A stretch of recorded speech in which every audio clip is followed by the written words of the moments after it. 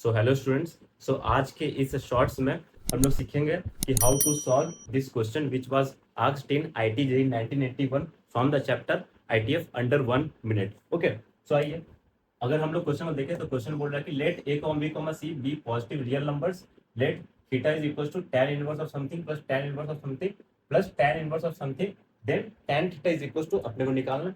अब देखो A B C यहाँ पे बोल दिया है कि ए बी सी तीन पॉजिटिव रियल नंबर्स हैं, तो मान लेते हैं कि ए इज इक्वल टू 1 है, बी इज इक्वल टू 1 है और सी इज इक्वल टू 1 है।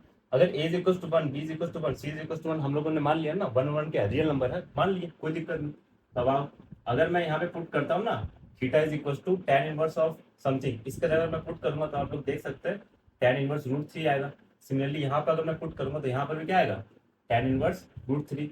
सिमिलरली लास्ट वाले टर्म में भी क्या आएगा, tan इनवर्स √3। तो इसका मतलब क्या है, थीटा इज इक्वल टू हम लोग क्या मिल रहा है, 3 बार tan इनवर्स √3 मिल रहा है, मतलब 3 इंटू tan इनवर्स √3। तो अगर 3 इंटू tan इनवर्स √3 मिल रहा तो tan इनवर्स √3 का वैल्यू क्या होता, कितना आ जाएगा, पाई/3 आ जाएगा ना। क्योंकि tan इनवर्स ऑफ, देखो tan इनवर्स x मतलब क्या होता है, ऐसा एंगल या फिर ऐसा एक रियल नंबर को रिप्रेजेंट करता है जिसका tan लेने से वापस हम लोगों को x मिल जाए। तो सीधा सीधा आप लोगों को उतना बेसिक तो पता होगा, तो पाई/3 आ गया, 6 से 3 कैंसिल, तो थीटा इज इक्वल कितना आ गया, पाई। थीटा आ गया पाई। अब जब थीटा आ गया पाई तब tan थीटा कितना आ जाएगा बेटा, tan पाई 0। सिंपल, तो आ गया ना आंसर, tan थीटा की वैल्यू 0 आ गया।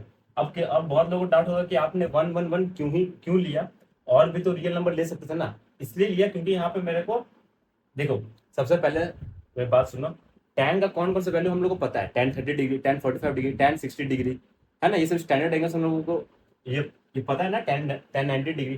तो यहाँ पे कौन सा हम लोग लगा सकते हैं जिसके वजह से, देखो tan इनवर्स √3 तो कैलकुलेट करना है, इसका मतलब क्या है, √3 कब आएगा, tan 60 डिग्री पे आता है ना √3। तो tan के स्टैंडर्ड एंगल्स के हिसाब से आपको यहाँ पे भी सेम एंगल बनाना होगा tan इनवर्स के इनपुट पे। फिर tan इनवर्स के इनपुट पे आपको ऐसा एंगल जनरेट करना होगा, ऐसा थीटा जनरेट करना होगा जिसके ऊपर हम लोग को tan की जो स्टैंडर्ड एंगल्स है वो हम लोग को पता चल जाए, उसके हिसाब से हम लोग tan इनवर्स आराम से कैलकुलेट कर लेंगे। ओके, सो ये जो क्वेश्चन बोला था आईटी जेईई में 1981 में, उसका आंसर क्या आ गया,